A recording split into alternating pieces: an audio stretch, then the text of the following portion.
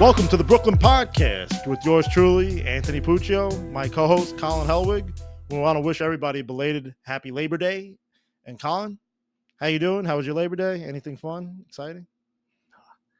Well, my Labor Day, I did a lot of traveling. I was coming back from Atlanta, actually. I went down for the Syracuse game. I was going to say it didn't feel like I took time off because that getting back was exhausting, but that's neither here nor there. But I went down for the football game. Syracuse, they played Tennessee. Big football game. Syracuse had Fran Brown has been like a great recruiter for those who don't know. So a lot of hype around the team. But supposed to have this great season. Still went in underdogs, but supposed to have this great season. Anyway, they got pancaked, so that wasn't too much fun to watch. But went down there with a lot of my old buddies from college, so Nice. it's good to see them. It was cool down to see that the Falcons Stadium too. Only other NFL stadium I think I've been to is the air conditioner filled with cement, known as MetLife Stadium in the middle of the Jersey swamp. So good Labor Day, all in all. That's not the first time that you've referred to MetLife as that. That place stinks. Like it's so annoying. Every stadium that's been built since 2005 or whatever is this like architectural wonder. This thing just looks like an air conditioner. Most things around the Meadowlands do, respectfully. Like that giant slide that they tried to build one time or whatever it was, the ski loft. I don't even know what that is. I don't want to know what that is. No. The OG New Jersey Nets fans listening to this right now will remember. How was your Labor Day? Yeah, it's bittersweet, Colin. We talked off the record. I unfortunately lost my job, so bittersweet. But, I'm getting married in a year and having fun with my fiance, planning a wedding and doing these adult things, right? Like actually doing the damn thing. I don't know. In this day and age, it's not to get all corny or anything like that, but I don't know if like I was ever going to find anybody, and I'm happy to. And now that we're planning and doing all these things, your focus in life like just completely shifts to that person and to yourself, and it's really cool. So I had a nice Labor Day, did some wedding planning. I went to a barbecue. I even did my fantasy draft on Friday, so that was fun as well. But very nice. Now we're in September. Yeah, I got a little. Look, this is going to be a personable podcast, so you better get used to some corny stuff from a pooch over here, Colin. We're ready for it. We need a little reset ahead of season 2. We talked about. It's the end of the summer always kind of feels more like the end of the year to me instead of January. Maybe that's just because we cover the Nets and New Year's is right smack in the middle of the season, but things kind of settle down in August and then pick back up for work in like September, October. So yeah, we're gonna do things. Just kind of a little reassess, reintroduce ourselves as we get into our second season covering the team as the Brooklyn Pod and season 2 of the Brooklyn Pod.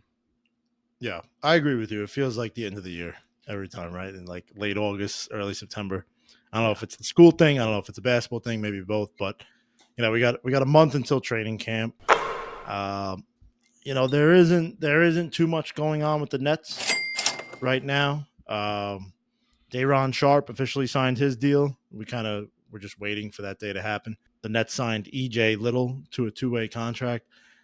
Brooklyn podcast listeners, watchers, whatever it might be, we're gonna have to get back to you on that one, right, Colin?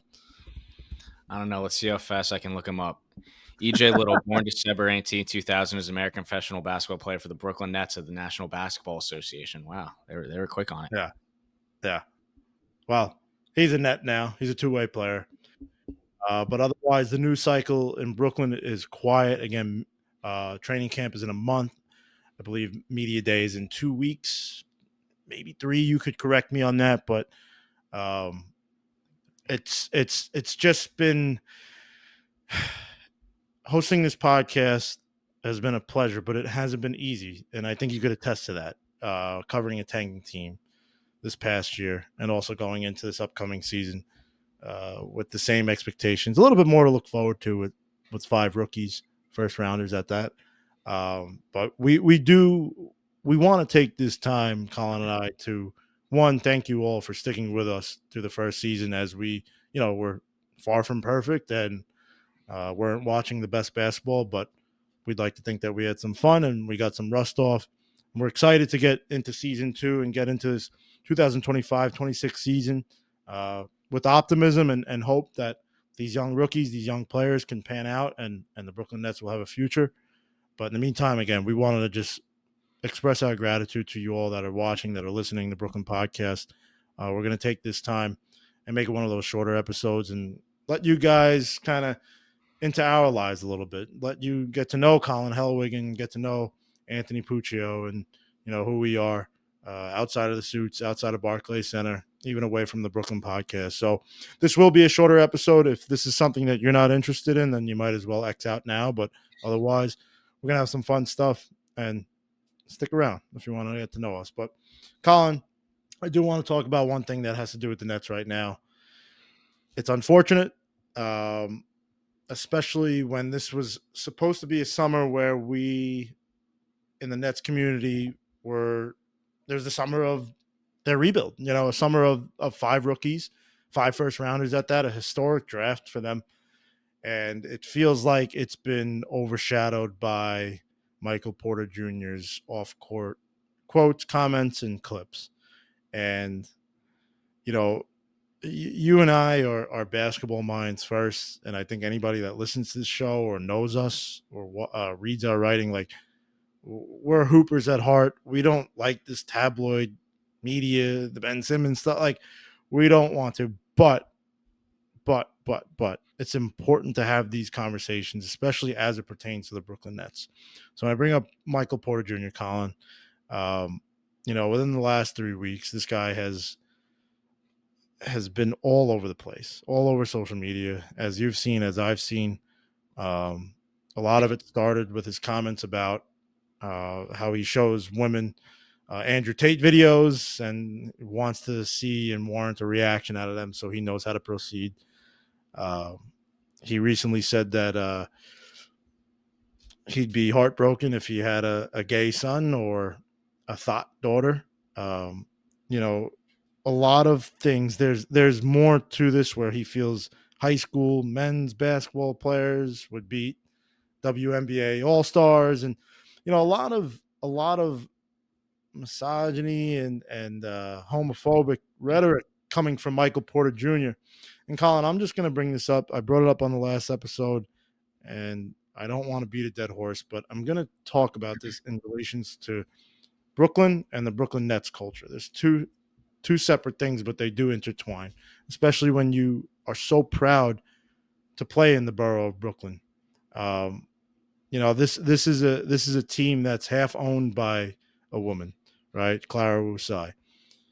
This is a team that empowers women. They're proud of their liberty, and they really let you know about that. They're proud of the strong executives and all women at all levels inside of BSE Global, from the Brooklyn Nets down to Yes Network with Sarah Kustok and Megan Triplett on the sidelines. This Brooklyn Nets culture is inclusive. Barclays Center has a sign outside that says "You belong here." They were the first NBA team to roster and play an openly gay NBA player in Jason Collins.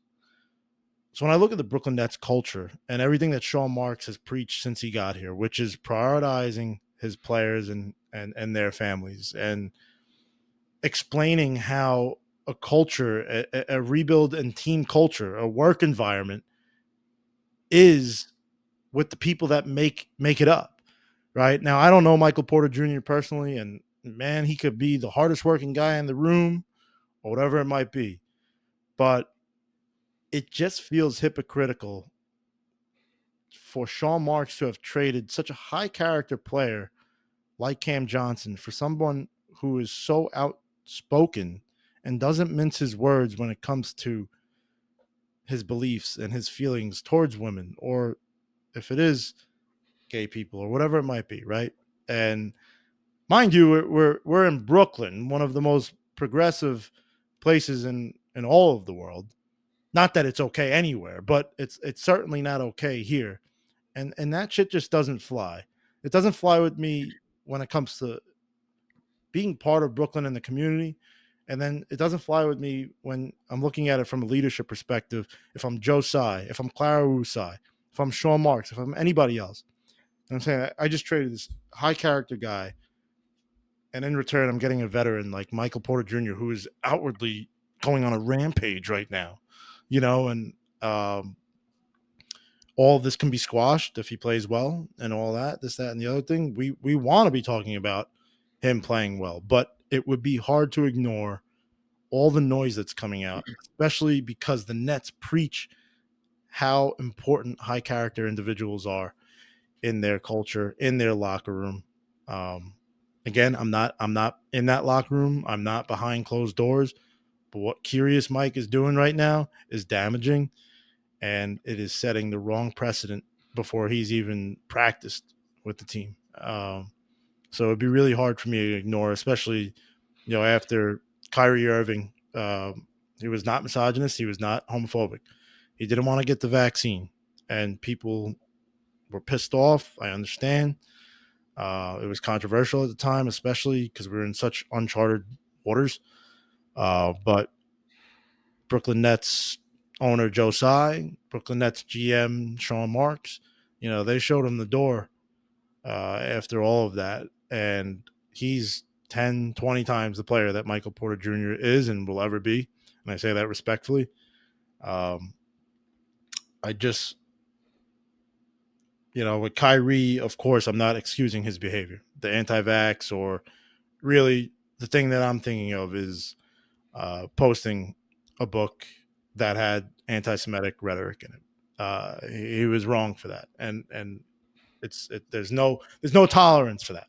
But if there's no tolerance for that, then there should be no tolerance for whatever is going on with Michael Porter Jr. right now. So I'd really like to end it at that, but I also would really like to hear something from the Brooklyn Nets, because this is a representative of your team, of your organization, and now of your borough, right? This is New York City, this is Brooklyn. So it would be nice if they, the same way they held Kyrie accountable for a lot of the things that they disagreed with. I would hope and think that they disagree with a lot of things that Curious Mike is saying right now. And I don't know if we have to wait until media day or training camp for some sort of accountability, but uh, this pot is starting to overflow. And I think it would be very wise for some level of leadership to communicate with people that this is not how the organization feels. Because we know that's not how they feel. But guess what? Right now, their best player or the guy that they're marketing on the front of their season ticket packages and their scheduling and everything else is saying some really, really crude, horrible things. And I'm just going to leave it at that, Colin. Yeah, no, I think you said it all. There's just no place for that, and there's no place for that here. There should be no place for that anywhere. But you can only control what goes on in your building. But the Nets do control what goes on Right. in their building, so they should take control. I Right. think is the wise thing to do. Right. And you can. I said when we talked about this on the last EP, like at best, it's just like a lack of awareness. Like he's just saying like stupid shit and like not realizing like the damage that it's doing. No. And like you can, if you want to extend him that like excuse or whatever, like go for it. That's your call, I guess. But then he says another off color thing and then another one and then another one. It's like, all right, like if there was any patience, if you were the type of person to have patience, I think it's just gone now. It's just like, just be better, you know? Yeah. Even the most open-minded person watching these videos has got to say. Like even if what's coming out of your mouth is not helping anyone. It's not Right. helping you. It's not helping the people around you. It's damaging to people, like people different narrative, like not like you're trying to spew a narrative, but like it's damaging to it's hurtful. It's hurtful language. Right. It's difficult to discuss because we haven't even started preseason training camp. Nothing has even begun. This is the newest member of the Brooklyn Nets. We don't know him personally. We don't. But again, the precedent that he's setting on behalf of the Brooklyn Nets. I know it's not them speaking, but again, it's one of their top players. that's saying these things. You know, if this was the Knicks, it would be front page news. ESPN would have it all over their stations, and everybody would be talking about it. The Nets right now being irrelevant and losing a lot of games and not really having that superstar or anything. Um, it's still viral. It's still very much out there, but publications are keeping their hands off of this. So I'm hoping it doesn't trickle into the season. You know that it's going to trickle into media day, and you know people are going to ask questions about this. But I think outside of Curious Mike, I really, really would like to hear what Jordy Fernandez and what Sean Marks have to say about this. Jordy having coached him for 3 seasons in Denver, and Sean Marks having made a deal where I mentioned you traded a high character, good basketball player in Cam Johnson for MPJ. I understand it was a salary dump. I get it. I get it. But that's still $78 million and a player that's representing your organization. I understand they got a 2032 pick out of this, one that could be very valuable. But right now, we're living in the moment. we're seeing and hearing all these things, and it's just really disappointing that we couldn't have a drama-free summer where we just looked forward to this upcoming season with the rookies, and instead this late summer kick by Curious Mike really really kind of stole the show in a negative way. And you know, I hate this type of talk. You know, you and I talk about this all the time off record. Like, we hate this tabloidy, like, non-basketball talk. We're here to talk hoops, and today we want to have some fun. So I do want to put that to rest. Colin, there isn't a lot of news. There isn't much to talk about outside of Michael Porter Jr., outside of these smaller stories with Day'Ron Sharpe, which we've hit on so many times. I do want to have some fun with this. Let our audience into the lives of Colin Helwig and Anthony Puccio, the voices and faces behind the Brooklyn podcast. Again, this is going to be a shorter episode. If you don't want to learn anything about us, turn it off now, because, we're going to get real deep here. But yeah, get the hell out of here.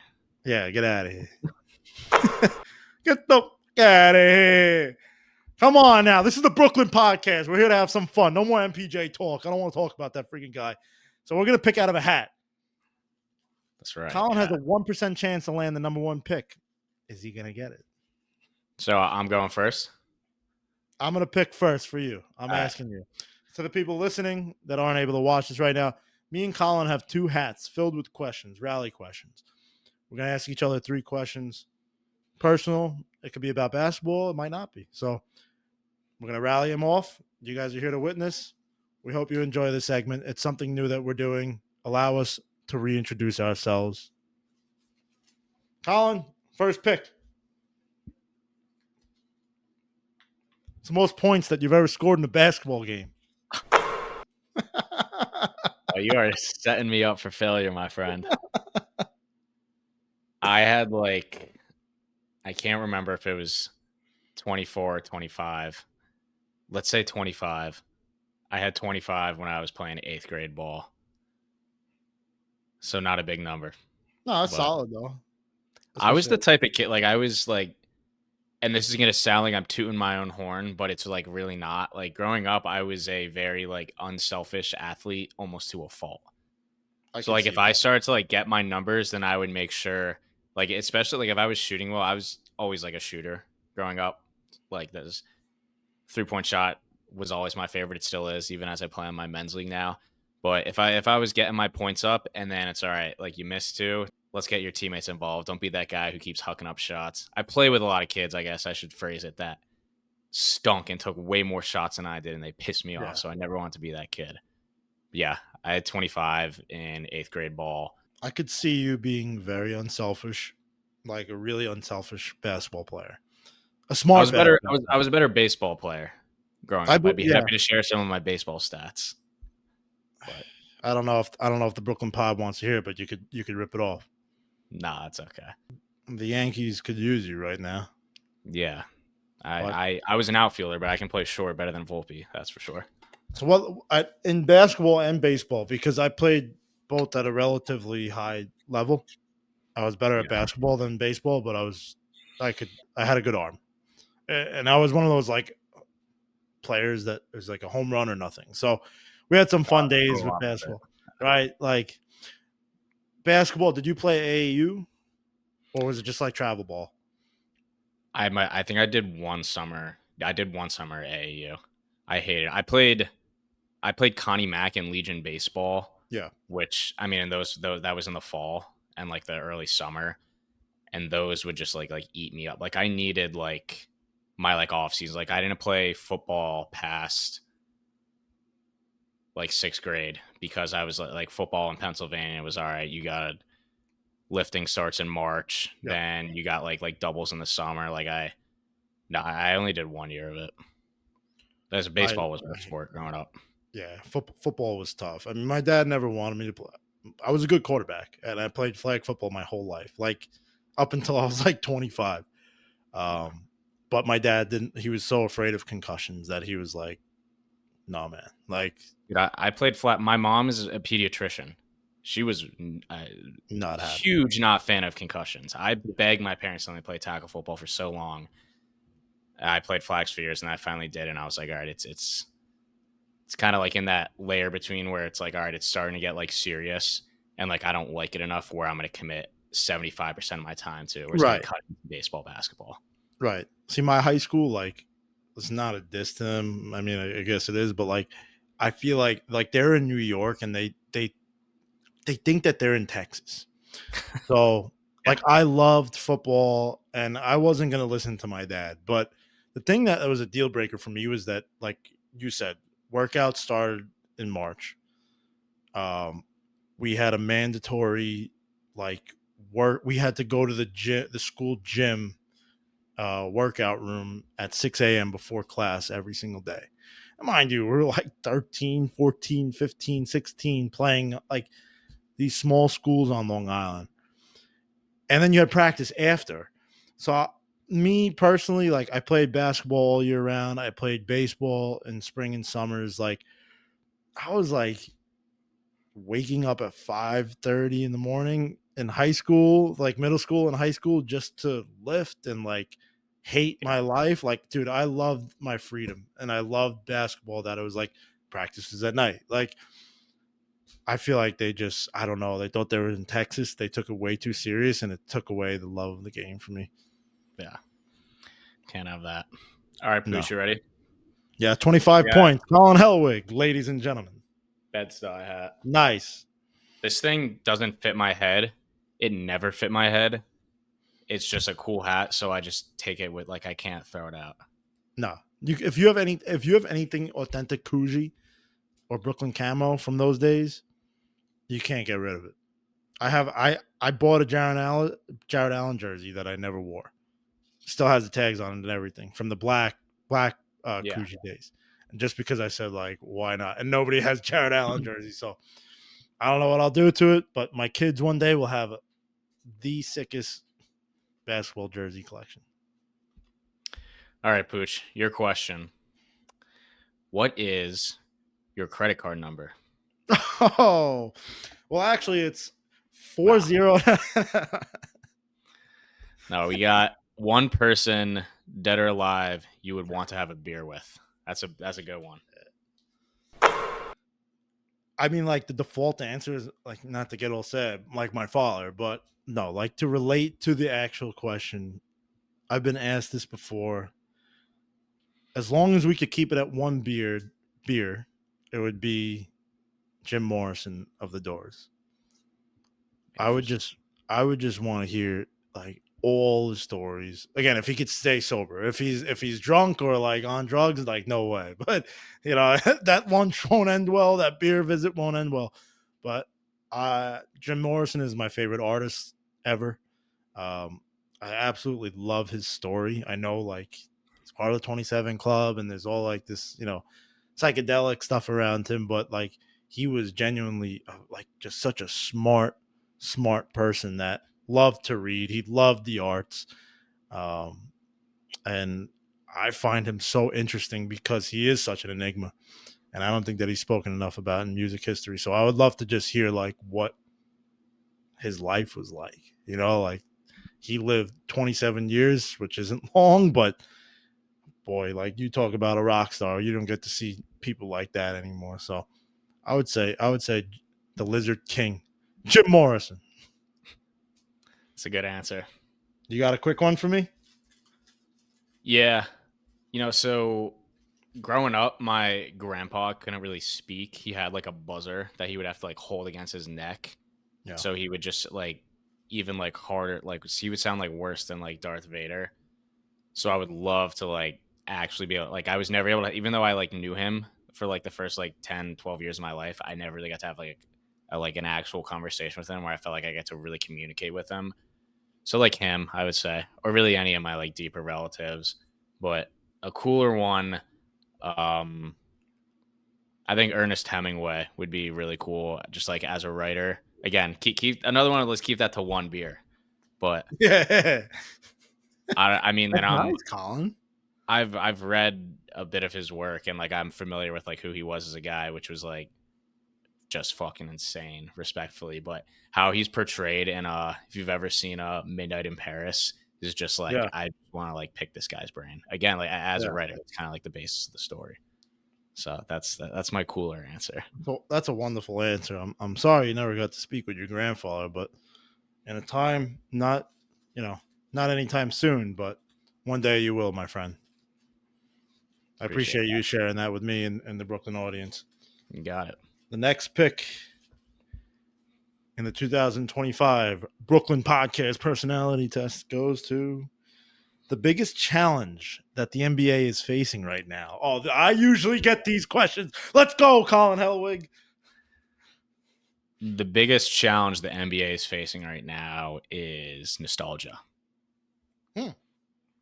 Okay. It is people clamoring about how no one's tough today and they're saying the game is not as good as it used to be. And, it's this guy pulling actually the equivalent of pulling a grain out of a bucket of sand and saying, look at this play.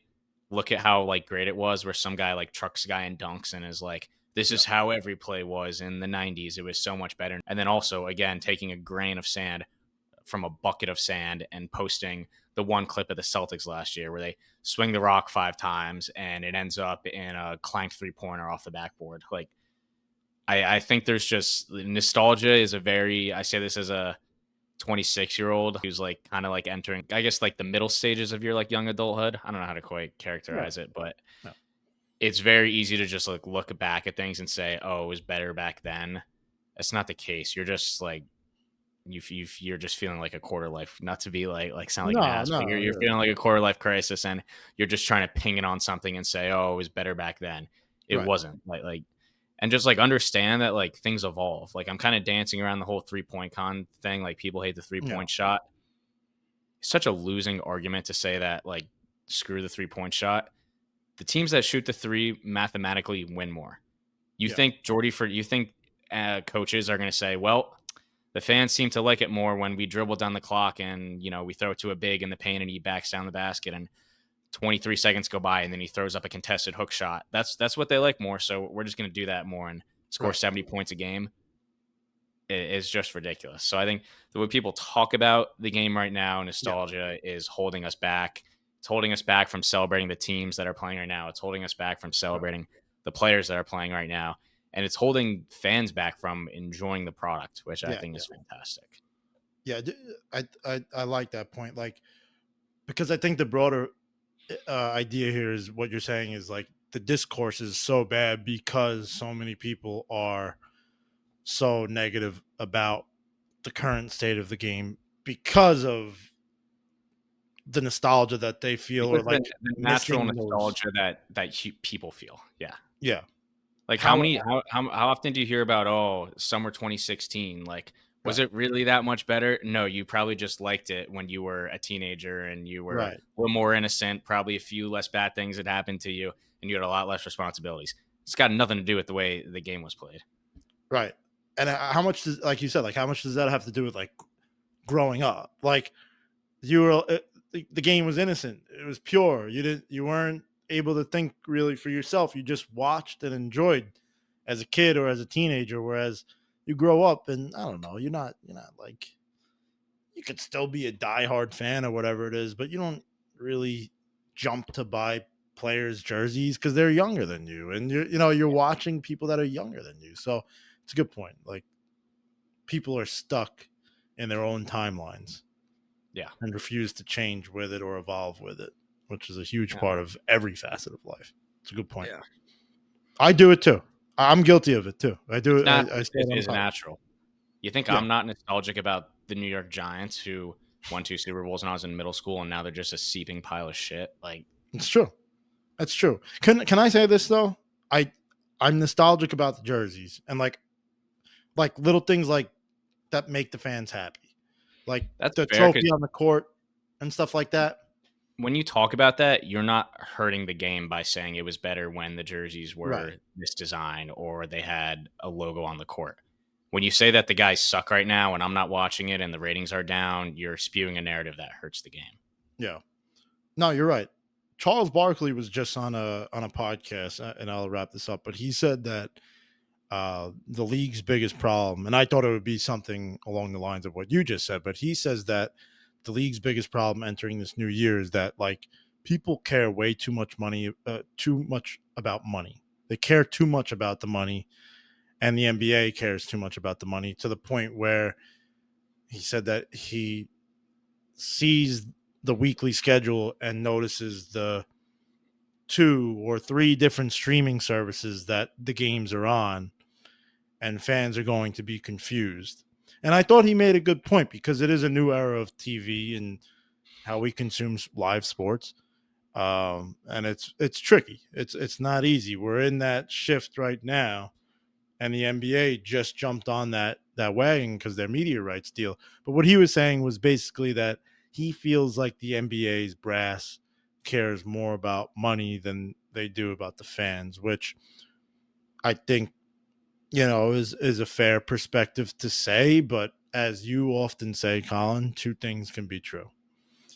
They can Yeah. still care about their fans, but also want the most possible revenue they can get. Yeah. I mean, giant corporation cares more about becoming gianter and getting more money and not about the people. This is a Sure. story all the time itself. It's true, especially when you have to try and compete with the NFL. You're playing in the same season. All right. You ready? Let's do it. Damn, I picked the same one out. All right. We want transparency. You can't fucking read that with the camera right now. Favorite basketball movies ranked 1 through 3. It's hard to narrow it down to 3, but I think I got it in my head. I think number 1 is Love and Basketball. I think 2 is White Men Can't Jump. 3, this is where it gets dicey for me. Like, I loved Coach Carter. I loved Hoosiers. I loved Space Jam. I loved basketball, if that counts. Like Uncut Gems, I don't know if it counts as a basketball movie, but sometimes I do throw that in as my third. Uncut Gems and or Hustle just straight up is a basketball movie, but Yeah. the Adam Sandler verse of basketball movies. Grown Ups, they do play at the end. No, that's really a stretch. Dude, I gotta say for sports, like basketball has a lot of good movies, like Celtic Pride. Like I really enjoyed that. But if He Got Game, like there's so many of them. But if I had to say, number 1 would be Love and Basketball. Number 2 would be White Men Can't Jump, and then number 3, just maybe for nostalgia, maybe just because at that time I loved it. Like Mike. Yeah. Space Jam's my number 1 purely on nostalgia. Like I'll watch it now, Yeah. it's just like a kid's movie and I'm 27, but when I was a little kid and like I didn't really know that Michael Jordan also played baseball until I saw Space Jam, and they don't quite get into how he was like not that good in that Right. movie. Right. So like just the idea that it was like he could go play baseball and play at the professional level, even though I think he only ever played in AAA. But again, as a kid watching the movie, I just saw he's in a stadium, he's playing pro baseball, and then come back and beat all like Charles, Muggsy Bogues, like all those guys, like just be the best basketball player again, like added to his aura so much for me as a Yeah. kid. Yeah. And like when the ending scene when he comes back and that what's his name, Newman is like his agent and like introduces him, and he comes down and they're playing I Believe I Can Fly. I was just like one of the like movies where I was like a kid and I kind of got like chills even so that it just sticks with me. I'm with you. I don't know though. I just feel like that's everyone's answer. I had to be a little bit different, but I don't know if it would be my number one. I really, really loved loving basketball. Like growing up, I was like, this is gonna be my life. Like, hey, I'm gonna go to D1 and Yeah. meet my high school sweetheart and where she's gonna come with me. Like everybody was feeling that way when that movie came out. Yeah. That's how I felt about every single Mike Lupica book I read when I was a kid. Every single one. I miss Lupica. This is columns. Any All right. any runners up column before I pick your next question? I would have had White Man Can't Jump. And then if we're gonna count Uncut Gems, I'll do Uncut Gems. If we're not gonna count Uncut Gems, then I'm just gonna say Grown Ups just to piss people off. Just piss people off. Yeah. Why Grown not? Ups. Why not? I think we should ask the people out there though. Is Uncut Gems a basketball movie or not? It's very much the Die Hard a Christmas movie of basketball movies. You and your analogies, my friend. Right. God bless you. All right. It's writer's brain. Here we go. Mount Rushmore. Your favorite things about Barclays Center. Ooh. And don't say Anthony Puccio because that's everybody's answer. Right. that would be I would catch heat for that. That would be cheap. One I'm gonna say the transportation actually. Super easy to get to. Yankee Stadium's not that hard to get to. I went to my first City game. Yeah, not from where I live in Lower Manhattan. Yeah. I mean it's a trip, but it's fine, all things considered. Going to MetLife, somehow we've been potting for 38 minutes. I'm already back to shitting on MetLife, but going to MetLife is ridiculous. The fact that is our local football spot and it takes like an hour and a half to get there, and you don't even know when like a bus is coming or the trains are just like packed all the time, is an absolute joke. It should have its own bus or its own track. It just sucks getting there, and the traffic is terrible. Don't even bother trying to take an Uber or a taxi. Like it's. So I like that I can go to Barclays Center very easily. You pop right out. It's cool coming up out of the elevator, and you're right there. Yeah. So that is my number one as a New York sports fan who believes I should be able to go to my local teams conveniently. I'm gonna throw the food in there. I don't know if that's 1, 2, 3, or 4, or what president in this case. They have decent chicken, but I like their jerk chicken plate actually. Jerk chicken is really good there. Yeah. Yeah. And you never not fuku chicken? Fuck me, fuck you? No.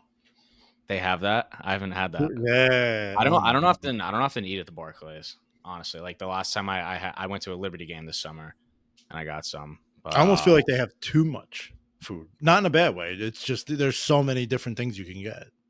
Yeah. Which is an embarrassment of riches. I'll take it. Popcorn's not bad either.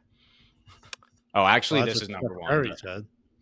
The in-arena music, and I'll even throw in I can't think of his name right now. The guy who announces the players, who does the. I love the rolling. Olivier. Yeah. Olivier Segun, yeah. Are you ready? Ready. Dude, even watching like a not so good team that juices me up before a game. But even like the little things, like I remember for some reason, like Lonnie Walker, maybe it's just because he could like score and so fast, just kind of like him and Halloween just kind of like connected. Maybe it was because I heard in the music. Anytime like Lonnie Walker would hit a 3 or go on a run, they would play the little like Halloween jingle. And I just remember last year, not I guess 2 years ago now, sitting there and hearing that and just being like, that is just like perfect. Like I don't know who thought of that, but that just rocks. And just like playing all like I like the Oregon and MSG, but it's cool how they kind of like do their own thing with like the '90s like East Coast rap and stuff like that. So Yeah, yeah, it gives the Clay some identity, which I really like. Last one is transportation, music slash sound, food. I like the security staff, the guys under the floor, who yep, this is my last year was my second full year on the beat. So last year I was like 2 years ago, I was kind of like the new guy.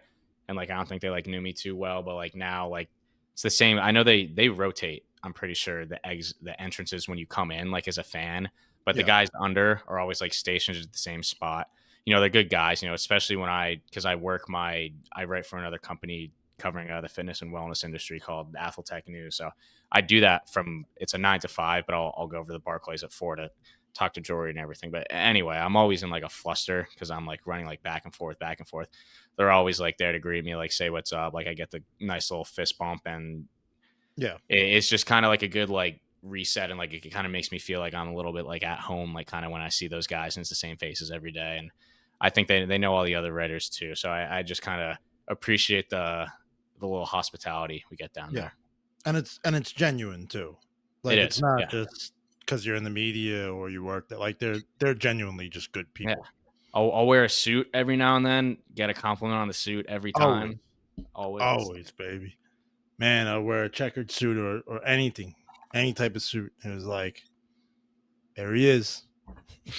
Like I mean, I stood out like a sore thumb. I was wearing like yellow suits and whatnot, but you know how it I'm not goes. bold enough for that, but I Uh, believe you pulled it off. yeah. The one thing I think you're missing, I think you had a great list. Do you ever notice the smell in Barclays Center is like fantastic? Like it No. smells like a nice cologne.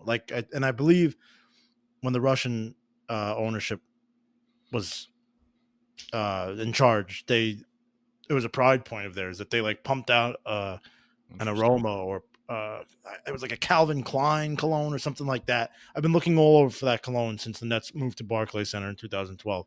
No lie. Dude, a Nets cologne, I would buy that in a second. That's kind If of it fire. if it smells like Barclays Center, it's fantastic. It's kind of like I don't know if you know like Santal 33, Le Labo. It smells a little bit like that.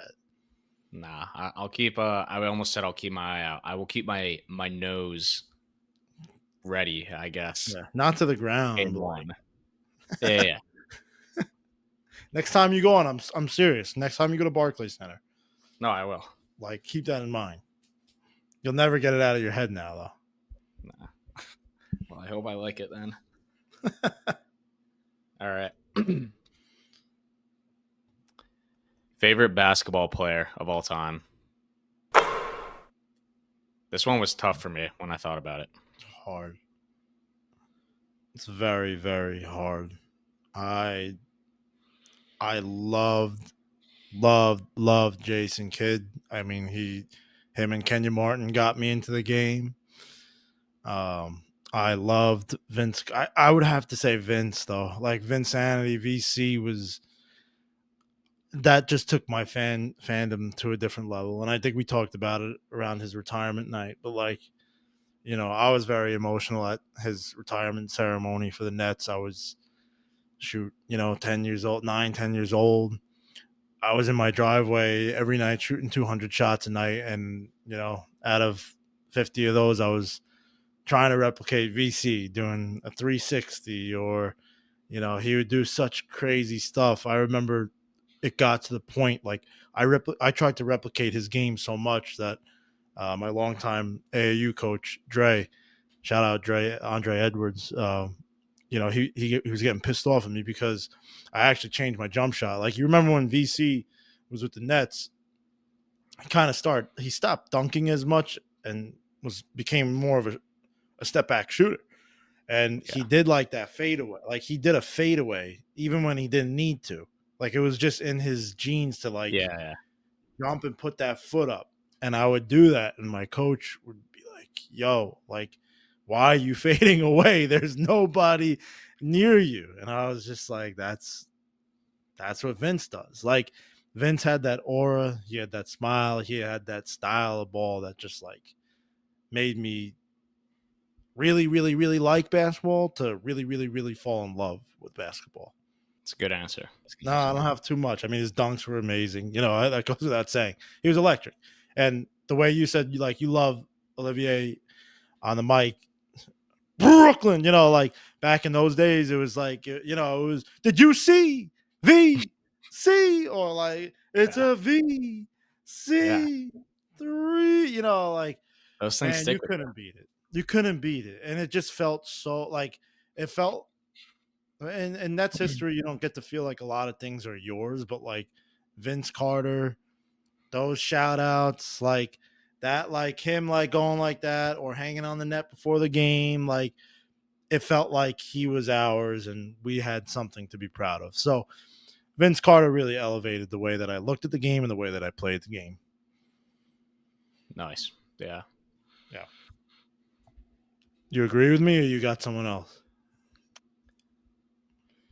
I kind of go back and forth on this. Like to answer it kind of the way you answered it, like so I didn't get into the NBA. Like I always watched it, but I didn't really like lock in with a team until I got a little bit older. So I don't know. I just remember being so inspired by so when LeBron James was in the Miami Heat, everyone hated him. Like that's just kind of like what Yeah, I you know, couldn't like stand him. screw like super teams, all that stuff. Couldn't stand him. So in his battles with the Boston Celtics, and because I couldn't like Paul Pierce or like I actually Yeah. have always kind of like Kevin Garnett because he's just such a good shit talker, but Yeah. I couldn't like root for the Celtics or like those guys. But Rajon Rondo in those playoffs, the ones that they lost really when he was in Miami. If you talk about ways you like learned how to play the game, like I feel like when you're growing up and it's basketball, you're really kind of just focused on one thing, like your shot. Seeing him make pass and do it cool, like shooting, hitting threes, dunking. That's the cool thing to do. Rondo was the first guy I watched where he was passing and his passes were cooler than anyone else's shot. And like it Yeah. just unlocked. That's like this is like this whole other like element to the game that like you knew was always there, but you never were like, oh shit, like you can be a Yeah. badass pass first guy. And I just loved how he was kind of like the young guy, and the Heat had this super monster team ready to kill you, and there was this kid who was kind of like not the odd man out of that like Celtics team when they won the championship, but he was like the young guy. He Yeah. was like, in his second or third year when they won that chip, Yeah. and he was really coming into his own in that series. I remember he was really not a shooter in Boston at all. He was hitting threes, he was stepping up, hitting mid range shots in that game, and everyone was like, "When is LeBron going to have to come off Pierce to guard him?" Like it was so cool to me. I specifically remember KG got knocked over and did like the knuckle push-ups, and then like everyone went crazy. Yeah. That was in like Yeah. game 2, and then it was in like game 6, and someone on the Heat that I just did not like. I think he like knocked over Rondo, and everyone like thought Rondo was hurt, and then he rolled over and just did 2 knuckle push-ups, and it was like I was watching like Rocky 3. Like it Yeah. just kind of like it unlocked something in me, I guess. And I don't know that I've really felt, maybe it was just because I was a kid. I don't know if I felt a way about a player in terms of being like inspired the way I did when he did that. So I don't know that I would say he's my favorite player. My favorite player is probably LeBron, and that's crazy I'm saying that because of what did I just say, how much I hate the Heat. But LeBron's kind of been the guy my entire life. So I Yeah. think I'll be like, it'll hit home when he retires. And he's kind of like just found his way into my heart after all these years, I guess. So Yeah. him or Kevin Garnett, I always, again, loved because he was just the greatest shit talker of all time. Yeah. Those are good answers. The Rajon Rondo answer really surprised me. And it's a fantastic way of putting it.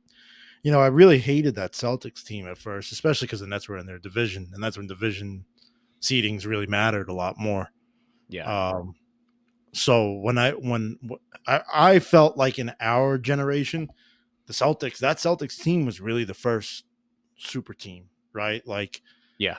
I know they didn't assemble, but it was kind of like Kevin McHale was the GM of the Wolves, and Well, like, it's a Boston sports team, so no matter how egregious they are, the media is going to portray it like they're this hero team. right, right. the fact that they only won one was kind of nuts to me. They had some That's unbelievable teams. that's hilarious that they only won one. That's another reason why Doc Rivers Crazy. is the most overrated coach who's ever lived, because he's had nothing but super teams his entire career, Yeah, and he underperforms every single time and then throws his players under the bus. yeah. There was no reason for that Celtics That team team to be also that went to good. 7 games in the they won. And that team also went to 7 games in the first round against the Hawks.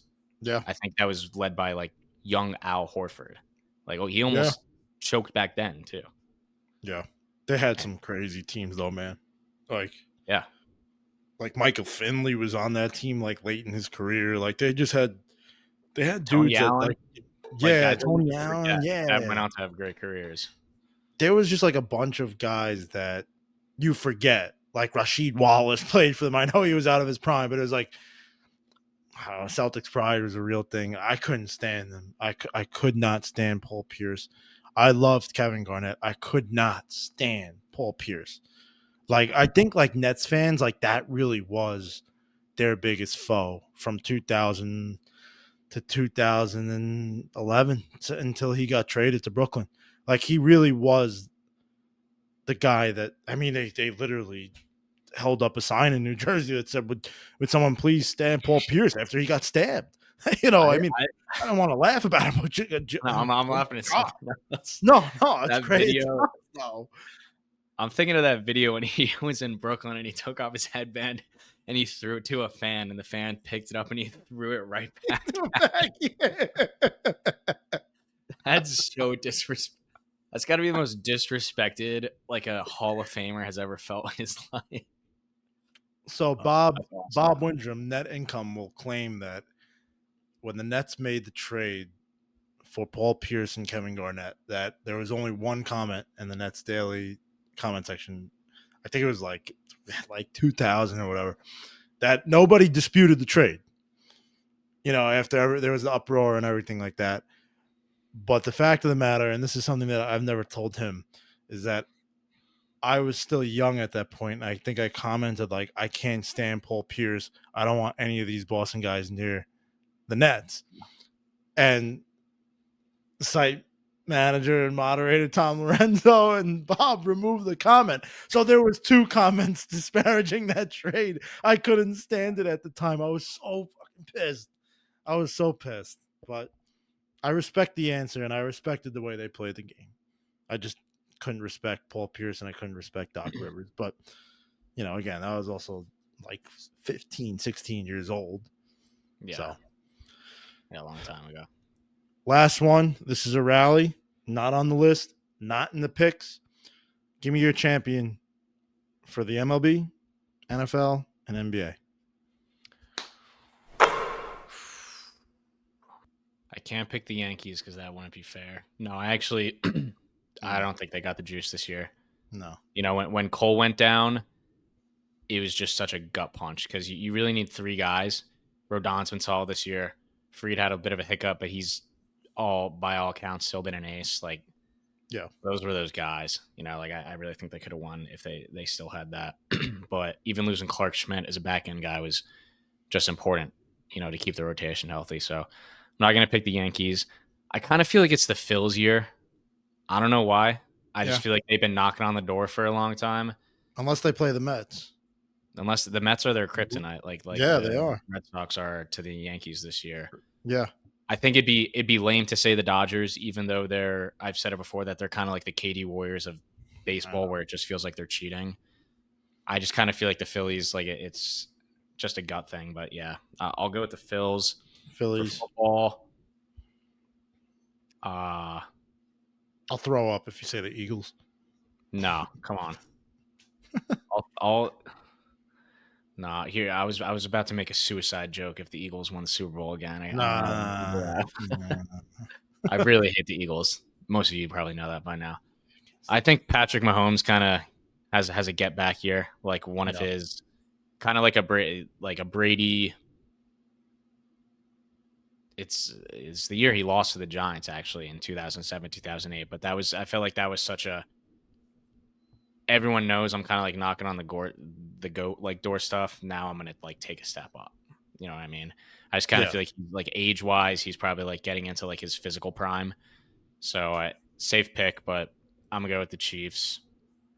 Basketball, I like our Denver Nuggets. I say our because I feel like they're our satellite team now. Yeah, I think they it's are. I think the Thunder are a dynasty in the making. They'll probably win multiple championships over the next 5 6 years. But I think they had a great offseason. Cam Johnson getting there is a big part of that. I think they're a good pick too if you want to throw money on something where the top odds are going to be Oklahoma City and then probably Cleveland and maybe even the Knicks just because they're in the East and their competition is dog water. That's Jokic completely fair. They is had a that fantastic guy. offseason. Yeah, Sorry to so that's interrupt you. what I'm gonna roll with. It's, No, no, you're good. they filled that team with shooting with Tim Hardaway Jr. with Cam Johnson. I love the Valanciunas addition. Just Oh like yeah, he got a lot of flack as a starter, and I get it. Like he's a little bit slow and whatever, but behind Jokic to have that bruiser right there, and if you really want to, you could play both of them together. I don't know for how long, but the fact that Aaron Jokic Gordon. doesn't need You to still paint, got like I yeah, I've said for years. I think the reason the Sixers lose and Embiid looks like just like a slug in the playoffs every year is because he has to do so much. He carries their entire offensive load. He's yeah, running up and down the court. He's got to protect the rim. He's got to rebound. He's also, when he's protecting the rim, he's taking shots down there. The Sixers have never had like a big kind of bruising like power forward. They tried with Al Horford one year. It didn't work. But someone else that can go down there and kind of take some of those shots, take up some of those rebounding, the rim protecting duties so that yeah, he can go and then not be exhausted after game two. Jokic just had that with Aaron Gordon for the last 5 6 years and just been the best player in the NBA and won a championship. yeah, and arguably, Valanciunas reinforces that. You know what I mean? Is yeah, another big. and we can't forget about how clutch Aaron Gordon was in the playoffs last year. Like it's not, it's like it's in his blood now to just win. Like you could say whatever you want about him as a player, but he's always there in the big moments. So I like that pick. I like the pick. I think they've had arguably the best offseason out of any NBA team. My three picks in the NFL, sorry, three picks MLB. I'm gonna say it's the Dodgers. I just they always just find a way, and Yeah, they that's always fair. find a way. Like as a Mets fan, like they find a way to break my heart. Like whatever it is, I agree with you. The Phils are really really good this year. Kyle Schwarber is unbelievable, but it's just something about the Dodgers. Maybe it's just like insanity for me at this point. I'm so sick of them, but um, so I'm going Dodgers. I'm going to be basic. NFL. I'm going to say that we're going to see a Detroit Lions Buffalo Bills Super Bowl, and the Detroit Lions are going to prevail. That's America's Super Bowl. I feel like that's what everyone wanted last year. Yeah, I think this is the year that the Lions break the curse. I'd be down This for has that. got to be it. And Anyone but the then Eagles. yes, anybody but the I would Eagles. take 3 straight Dallas Cowboys championships before an Eagles champion. No, another You Eagles know, champion. Colin, like with Travis Kelsey and Taylor Swift getting engaged, if the Chiefs win, you know how oh, I sports only have enough. commentary. I have all my hatred is pooled to the Eagles. Like I don't have Good, any left to give, so I don't care about. I kind of hate good. the Cowboys, but I actually just pity them now. Nah, yeah, Um, I don't have a problem with the Chiefs. I think no, the Kelseys are absolute cornballs, but yeah. whatever. I do like Mahomes, and I do like the Chiefs. Like I do rock with them. It's just Remember Kelsey. when they absolutely sucked when we were kids? That makes it a little bit easier for me to stomach that they're insane. They were horrible. I think like they had like one decent year in like '03. Trent Green. We were real. Me and you were not even 10 yet. Um, but yeah, no, I don't think we ever saw them good until we started growing up. Mahomes was there, Yeah. right? So NFL, I got Lions, and the NBA, I'm gonna say that Kevin Durant and the Houston Rockets, with Ime Udoka as the head coach, are gonna win the championship this year. I think they're gonna be Spicy. so good. I think Sengun and KD are gonna be so tough for that team, along with everybody else. Like They're coached well. They have a very, very, very rounded roster. They're If there's lengthy. someone that could beat OKC, yeah, man. And They got Caden, Dorian Finney-Smith. yes, you're right. You're right. I forgot about that too. Like, and KD's been dying to play for Udoka. He's been dying to play for a team that's long. I think they're going to be really, really hard to stop this year. I think they win 60. I did too, and I hope they do because I was the Rockets are a fake 2 seed last year, and Yeah, I don't buy that shit. I'm not the biggest Sengun guy, but I think because I just don't think he's very athletic, and I just think that's important when you're a center and you're tasked with defending the rim. But I think they got enough guys, like you said, this offseason where they can kind of make up for some of that. Yeah. So who are your 3 teams? What's up? Who are your 3 teams?